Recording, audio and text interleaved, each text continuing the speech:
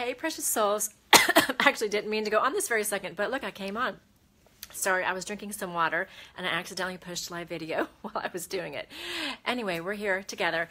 I just got to LAX about, I don't know, 4 hours ago, and then I took a cab over to Lewis Howe's office. And those of you that do not know Lewis Howe, look him up. He has written the book on, gosh, he's into greatness and being great, and he just wrote a book on the mask of masculinity, and he has the School of Greatness, and he is amazing. He has this podcast that I started watching about 6 months ago, and after watching it, I decided I really wanted to be a part of what he was doing. So I want to talk to you guys today just briefly about doing something that scares the you-know-what out of you and still doing it, and like how you get to a place where you're actually going to do it. Because you know, for what I do, like I can coast and be like a life coach, which would be fine. There's no wrong or right to it. But like I can coast and be an author. I can coast and write for magazines and do something that's like at a level that I know I can do. Or I decided about a year ago that I really wanted to up level, and then I really wanted to do something that was super challenging to me. So I've been really challenging myself. Hey guys, those of you that are on, to go bigger and go bolder, because I really feel like I'm called. And I'm telling you this because those of you that can relate to me, either I want to encourage you and inspire you to go bigger and to not be afraid to do the things that scare you. Or if you just like following my story and you want to like know more about what I'm doing, I want you to also kind of know and be here with me, because I want to be super vulnerable and share with you guys what I'm doing. So I'm in LA, and I want to talk to you about doing something that scares the you-know-what out of you, because getting into a group that's about entrepreneurs scares the you-know-what out of me, because number one, I didn't see myself as an entrepreneur until literally yesterday, when I realized I was in a group that had just entrepreneurs in it. And I had a moment where I literally started crying, and I was like, oh my God, I'm an entrepreneur. I was an early childhood education major. I got that degree, and then I went and got my master's and my doctorate in counseling, which is what I was. And I always saw myself as super creative and super smart, but I just saw myself in this like locked in role where I wasn't gonna, there was just no option to go bigger and do something. But then what happened was I found this passion and this like spiritual side of my life where I knew that I had to go bigger. Now, please forgive my voice. I'm from Atlanta, even though I'm in LA right now, and the allergies are insane. And I brought a little bit of the gunk with me. So I'm a little gunked up, but I know you guys don't care. That when you do something that scares you, it's because something in you tells you that you want to go bigger. The first time I did something that super scared me was when I was getting, hey you guys, when I was getting my master's degree, we had to choose where we were going to do our internships, and I was getting my master's in counseling, and it would have been super easy for me just to go to like a counseling center and work with clients that, you know, I knew I wanted to work with, which were women like me that were just going through life changes. And one of the things came up, and it was to work at a lockdown unit at one of the hospitals in Atlanta. And our professor said that was one of the toughest internships that we could do. And immediately something in me said, Karin, go do that. Hey, Kyra.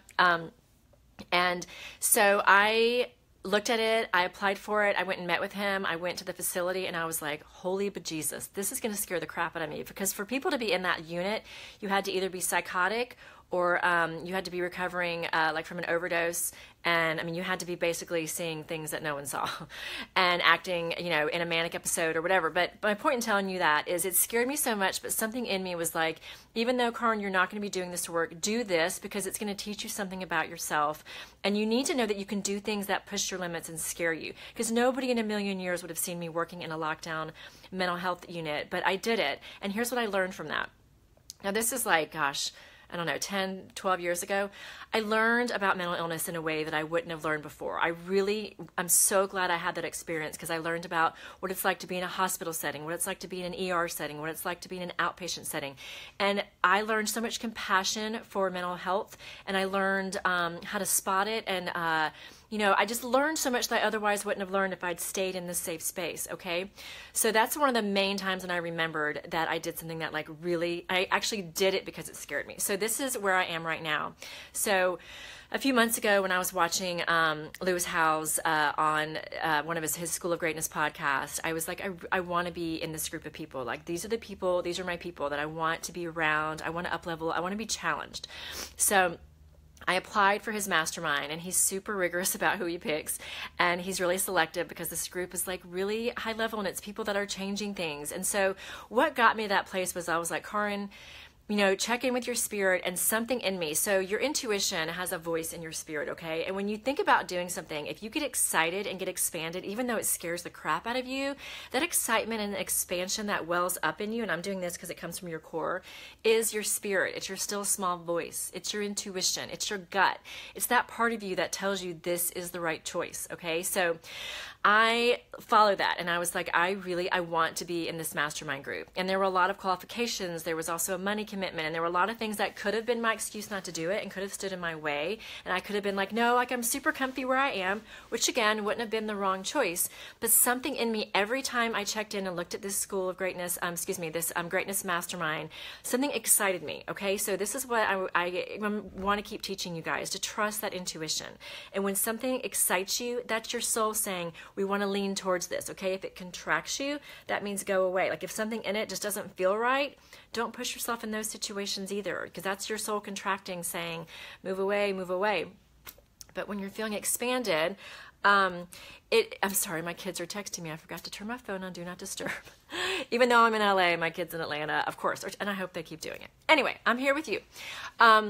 So I wanted just to talk to you about this part of my journey because it's each part of your journey, even though you're meeting goals, each layer of it, each moment, each drop is also a part of who you become, okay? Because I did that inpatient, outpatient, ER, lockdown unit experience, a part of me became more compassionate, a part of me became stronger, a part of me became more aware of the world of mental health. You know, I learned about the ins and outs of hospitals. I learned how hard hospital staffs work.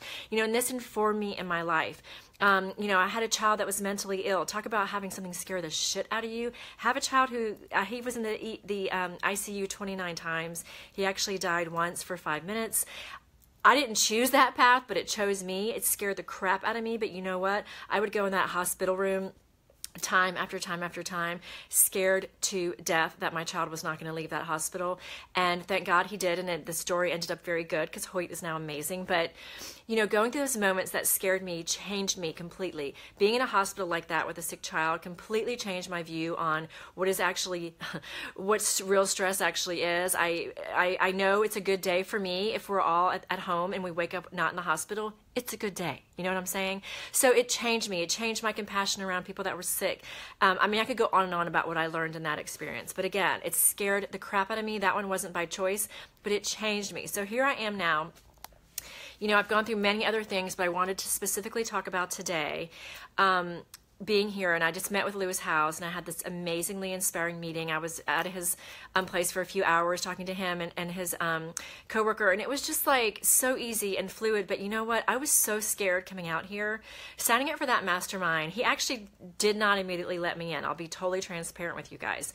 It's a very elite group, and he actually started emailing me back, and he was like, what are you going to bring to the group? You know, what are you doing? Tell me about your earnings. Tell me about this. Tell me about your productivity. I mean, I forget the exact questions, but, you know, he was selective and he wasn't convinced that I was right for the group. And so I started doing a lot of like soul searching. Like I was like, crap, I might not get into this group.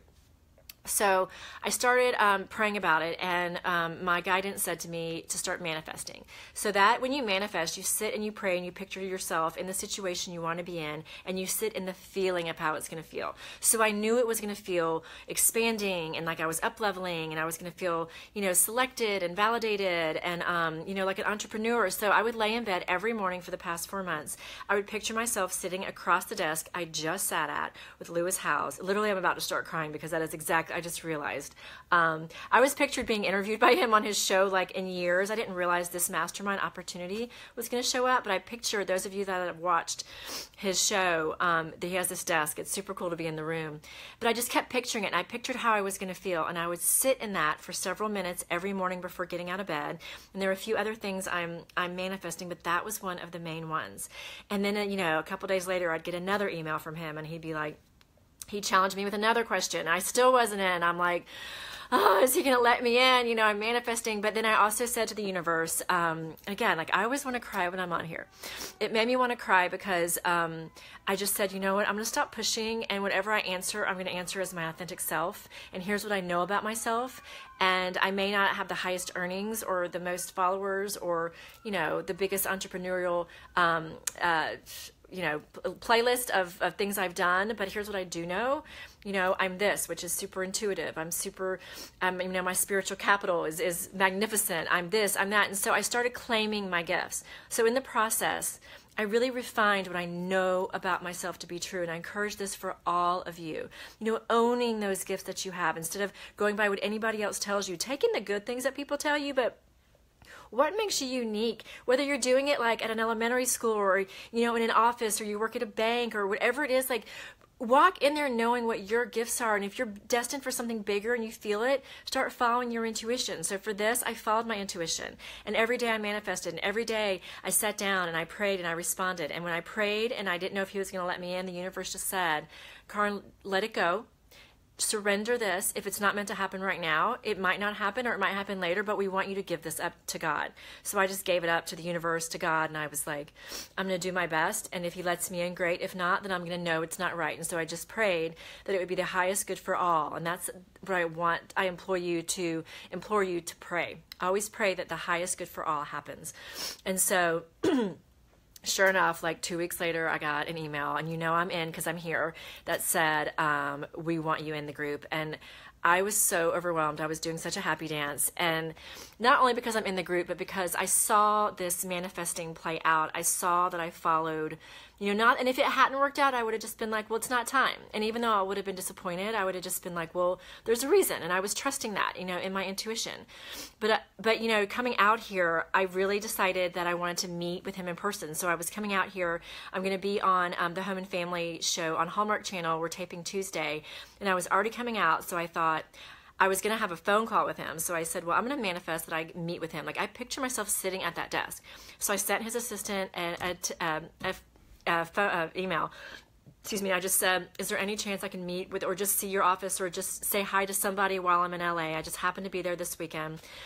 Guess what happened? I just found myself sitting at the desk that I was manifesting. Sure enough, like a few hours of his time opened up. How does Lewis Howes have a few hours on a Friday in LA? I mean, are you kidding me? That man is like so busy. So it worked. And what's beautiful is I feel so blessed by the universe. We totally got along great. He's super amazing, super laid back. I feel so grateful, not only him, but this group of people, of entrepreneurs, of like game changers that are in this group. I feel so blessed to be working with them.